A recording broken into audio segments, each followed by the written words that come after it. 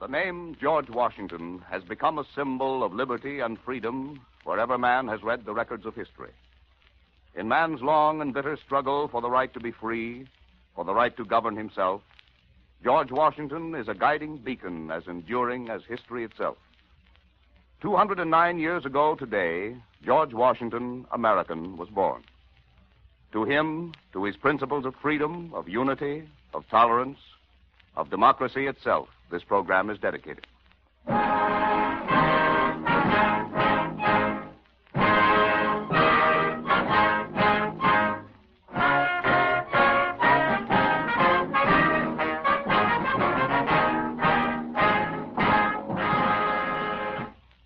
The unity of government, which constitutes you one people, is also now dear to you. It is justly so, for it is a main pillar in the edifice of your real independence, the support of your tranquility at home, your peace abroad, of your safety, of your prosperity, in every shape of that very liberty which you so highly prize. The name of American, which belongs to you in your national capacity, must always exalt the just pride of patriotism more than any appellation derived from local discriminations. With slight shades of difference, you have the same religion, manners, habits, and political principles. You have in a common cause fought and triumphed together. The independence and liberty you possess are the work of joint councils and joint efforts, of common dangers, sufferings, and successes.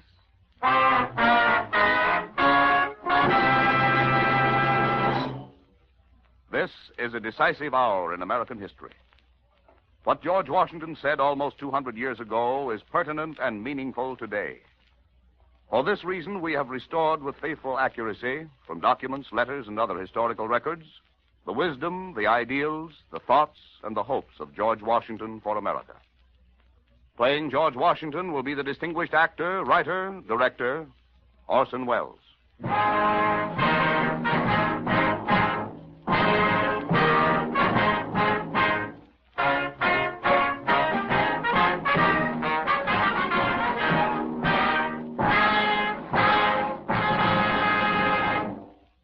want you to hear a story of America. A story of a people who came here to find a refuge of hope and security. I want you who live today to hear facts from an historical diary of one who faced a world as difficult and as troubled as your own. I want you, my countrymen, to know how we met those problems, how we faced them, and how we overcame them.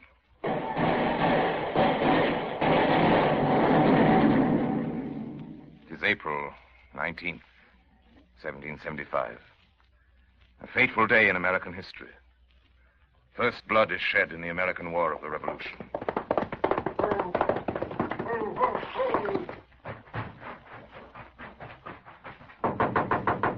Who is it? Courier from the Continental Congress. Just a minute. What is it? Important dispatch, sir. Let me see it. You are hereby requested to attend the special meeting of the Second Continental Congress, which will sit in Philadelphia in May this year, 1775, for the purpose, among others, choosing a commander-in-chief of the Continental Armed Forces. Signed, John Hancock, President of the Congress.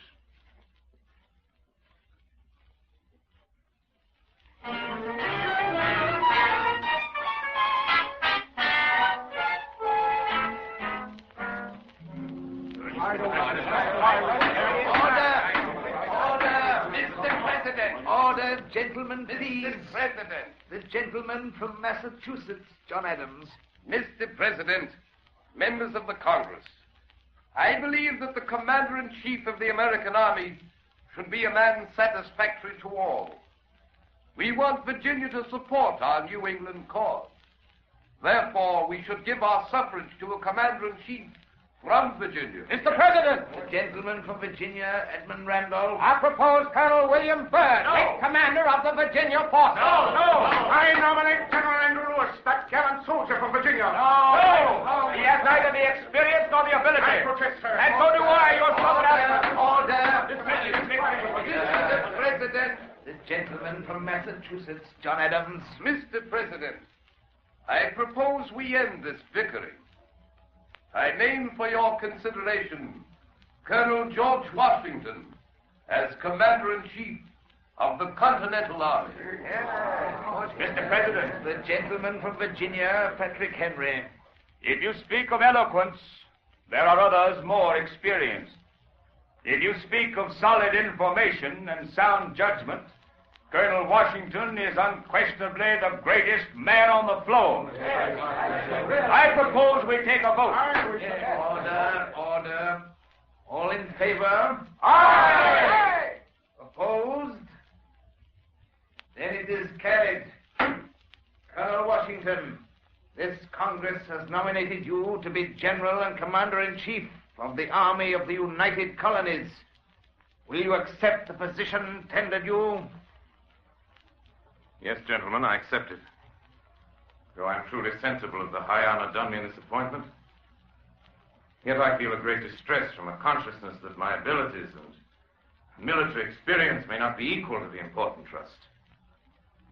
However, as the Congress desire it, I will enter upon the momentous duty and exert every power I possess in the service and for the support of this glorious cause.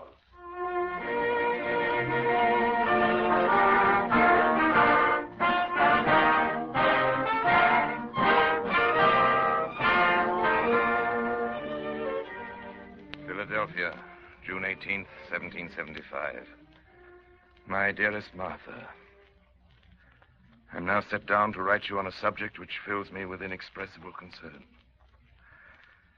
I've used every endeavor in my power to avoid it, not only from my unwillingness to part with you and the family, but from a consciousness of its being a trust too great for my capacity, and that I should enjoy more real happiness in 1 month with you at home than I have the most distant prospect of finding abroad, if my stay here were to be 7 times 7 years. But as it has been a kind of destiny that has thrown me upon this service, I shall hope that my undertaking it is designed to answer some good purpose. Your affectionate husband.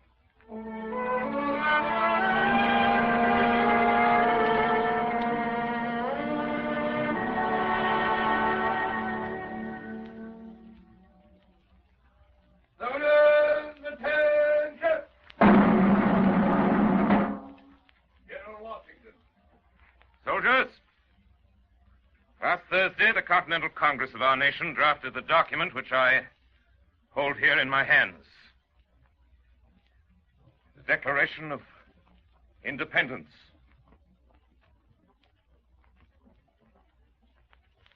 I'll read it to you. When in the course of human events it becomes necessary for one people to dissolve the political bands which have connected them with another, and to assume among the powers of the earth the separate and equal station to which the laws of nature and nature's God entitle them, a decent respect to the opinions of mankind requires that they should declare the causes which impel them to the separation. We hold these truths to be self-evident, that all men are created equal, that they are endowed by their Creator with certain unalienable rights, that among these are life, liberty, and the pursuit of happiness. That to secure these rights, governments are instituted among men, deriving their just powers from the consent of the governed. That whenever any form of government becomes destructive of these ends, it is the right of the people to alter or to abolish it, and to institute new government, laying its foundations on such principles and organizing its powers in such form as to them shall seem most likely to affect their safety and happiness. And for the support of this declaration, with a firm reliance on the protection of divine providence, we mutually pledge to each other our lives, our fortunes, and our sacred honor.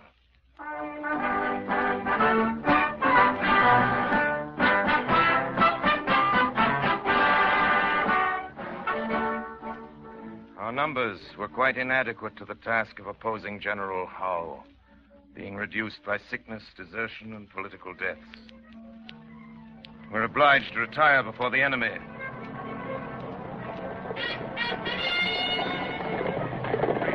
New York, north into White Plains.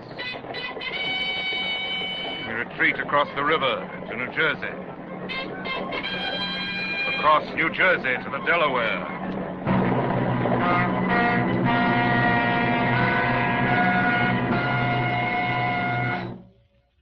Few people knew the predicament we're in. On 1,000 accounts.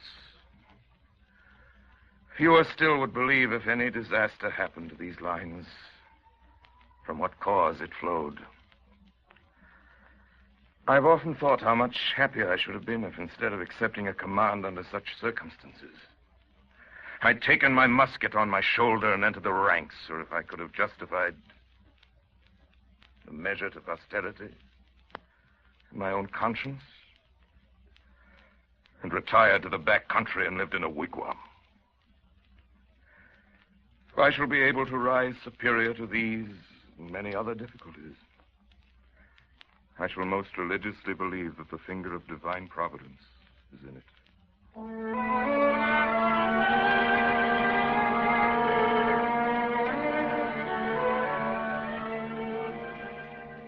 The hand of providence would seem to be in it indeed.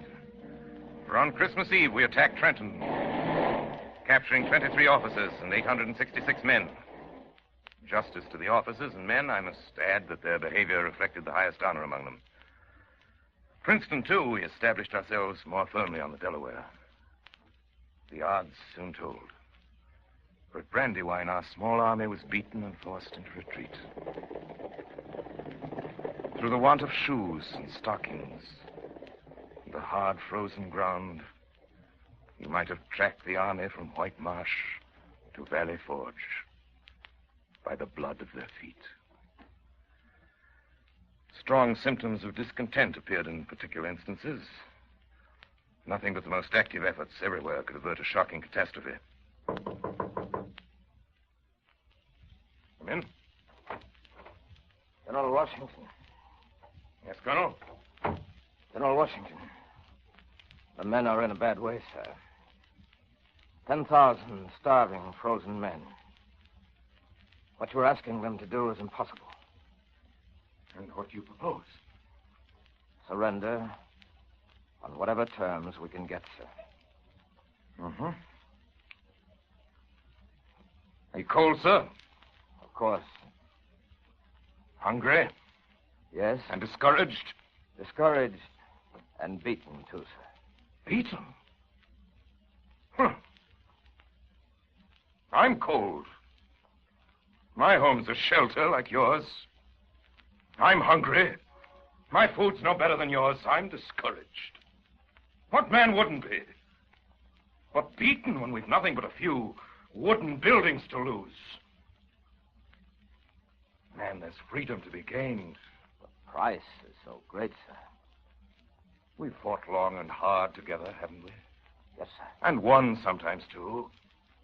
Haven't we? Yes, sir. Why can't we win again? And if we should win again, would the price then be too great? Would any price be too great for freedom? For liberty? General Washington, tell me. Do you really think we have a chance? Do you really believe that after this sort of sacrifice, that we can hold out? Before God, before the men who entrusted me with this command, before all that I love, I do believe it, Colonel. I'll tell the men that, sir.